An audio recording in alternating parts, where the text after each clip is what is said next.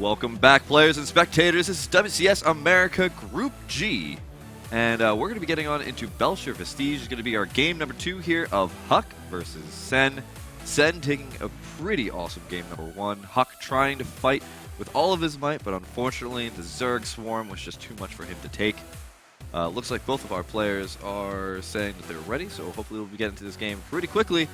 And this is match point, so possibly Huck could be knocked down to the challenger bracket.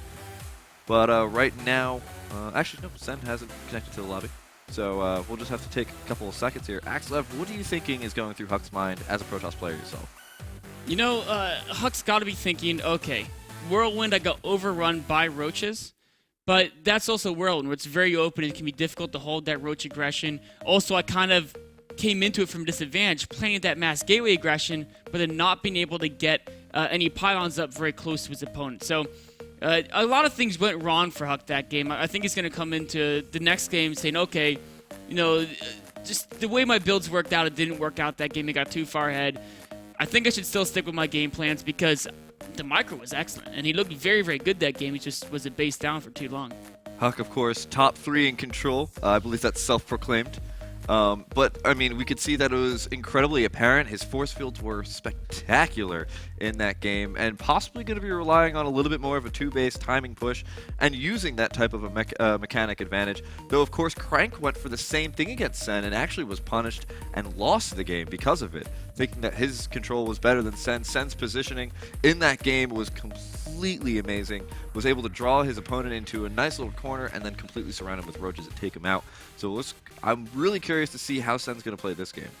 One thing is you don't want to put Sen in a position where the mass roach style is an appropriate counter to what you're doing. So the kind of the later 2-base all-ins are not a good idea against Sen. Also, trying to take a third on an open map can be very difficult as well. So you either want to try to stall it out to a super late game where roaches aren't as viable, or the other way to approach playing Sen is try to hit him before he can really get that roach production off the ground. So Sen went for that Mass Ling Ultra style against Crank, and it didn't work out so well. I'm wondering if Huck, in the back of his mind, is like, please go for that, please go for that.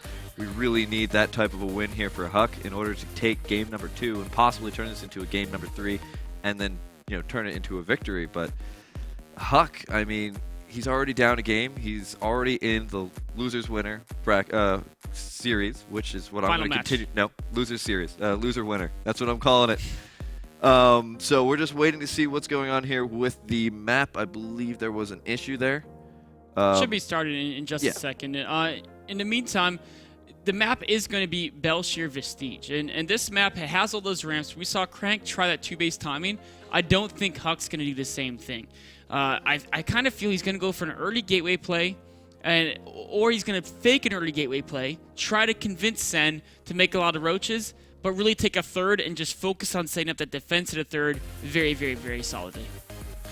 All right, so we just have to wait for our players to get in here. Before then, though, of course, this is a reminder. The loser of this is going to be knocked down to the challenger bracket. The winner of this is going to go on to the round of 16. We already have one of our losers and one of our winners already. And so after this is the last this is the last series and group of the round of 32. And then we're going to go on to the round of 16, which is where it gets a lot more serious, of course.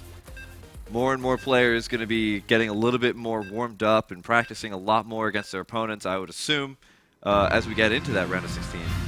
And I think that's really where WCS is going to start getting incredibly exciting. We'll see which of these guys will advance. Of course, Sen is up 1-0. So if he wins this map, Huck is going to be kicked down to the Challenger Division. Huck has to win this map and the next one to advance. All right, guys, let's get into the map. Spawning up here in the top left-hand corner. This is match point, so I'm getting excited. It is Sen, our red Zerg player from Team Gamma Bear. And down here in the bottom right-hand corner from Team Evil Geniuses, it is Huck. I guess I should mention that Huck's a Protoss. I think at this point, everybody should know. But if it's your first time watching Starcraft, this is the Protoss race. Indeed, indeed. Of course, Sen is the Zerg race, sending that Overlord across map to scout, doing his standard extractor trick. You know, early on, so many of the Zergs did that extractor trick, and over the years, it's like more and more of them are saying, you know what, it doesn't really get me more resources, and it's just an extra hassle to deal with having to do that to get that 11th drone a little bit faster. So it's kind of been losing fashion, but I think it's very representative of Sen's plays. That Sen is one of those guys, I mean, he still basically plays exact same way he did in Wings of Liberty, which is actually very similar to how he actually played Brood War as well. He just has that same style he really likes. He just hones it to perfection, and he says, you know what? Everyone can know how I play. Doesn't matter because I'm just that good at the game. And that's one of those, that's one of the key type of archetypes of players is the incredibly solid player. They do one thing, they do it really well, they have it molded down so perfectly that every single type of, diversion that the other player can go for, whatever type of build, they've already tuned this build so perfectly so that as soon as they get in, they know what stage of the build they're at, so they should know what type of stage of their opponent will be at as well, and that'll allow them to get into that perfect position to counter their opponent. Sen's been playing this really well. We can see that every single time he gets into a position where his opponent does something a little bit differently, we can see there's slight little changes so that he adjusts, that he's already practiced to adjust his plan and get into the best possible position for himself. Again, going for that third hatchery before the spawning pool. It's a pretty much a great opening against anything that doesn't involve an early forge. We can see Huck going for that gateway expansion, 2 probes on each assimilator, 16 on the minerals. The question is, I think he's going to go Nexus before he builds the unit. We'll have to, I think he is. This is kind of what they call the nano really. It started this form of the gateway expansion where you get the gateway in a side core, but you do get that Nexus before you really start that unit production. Even seeing that Zealot being canceled, they're starting the Nexus. And then, of course, if they send Zerglings across the map, you have the Mothership Core, and you can reactively build the units to defend. Mothership Core now popping out here. Awesome unit. It's changed so much of the PVX matchup, changing so much of what Protoss does. I believe it's one of the only units that really is available very early for Heart of the Swarm. Most of the other units here, especially for Zerg, are mostly endgame or the upgrades for the Hydras. But it's a great way to throw a monkey wrench into what everybody knew in Wings of Liberty. But Sen, as we were saying before, plays pretty much the same style since Wings of Liberty. Doesn't really, get phased by the Mothership Core that much. That's right. This is Huck's primary form of scouting. In fact, his only form of scouting so far this game. Sending it out there to get that map vision. Behind us, adding more gateways. So he could be going for gateway timing against that third base. In fact, the probe is going out to build proxy pylons. Warp gate is nearing completion. Zergling gets destroyed before he can get into base and get that important scout information. Another Zergling here is going to spot the Stalker. He might be taken out as well, and this probe is still undetected as it crosses the right side of the map. It might walk right next to that Overlord. Oh, it is a great Overlord placement by Sen. And yeah, so he is going to see that probe. The probe's going to see the Overlord. They're going to know that both of them are up to something. This third base should fall to this attack, though, and I think Sen realizes this. He's going to evacuate these drones. Huck's going to try to take out as many as possible. The question here, is Huck going to be happy at killing the third hatchery, or is he going to try to get more damage going straight for the natural first? There is an Overlord also diving into Huck's main base. Does get taken out. Doesn't really see that much too different from what we've seen already. Sen trying to keep these drones alive by constructing buildings with them. Huck's first Zealots are starting to be warped in here. Going for the extractor, going for the hatchery now. He's going to try to focus this down.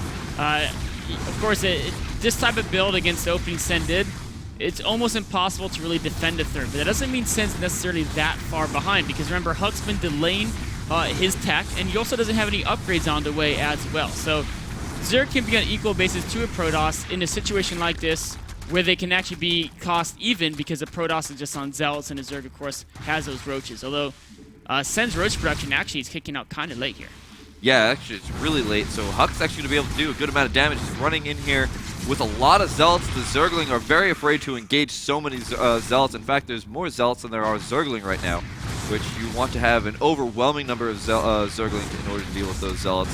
Trying to run his drones away, waiting for those Roaches to come out here. Here come those Roaches finally, but unfortunately another Queen's going to fall here, and that's going to delay a lot of injects for later on. When that Queen dies also, there's nothing that can kill the Mothership Core.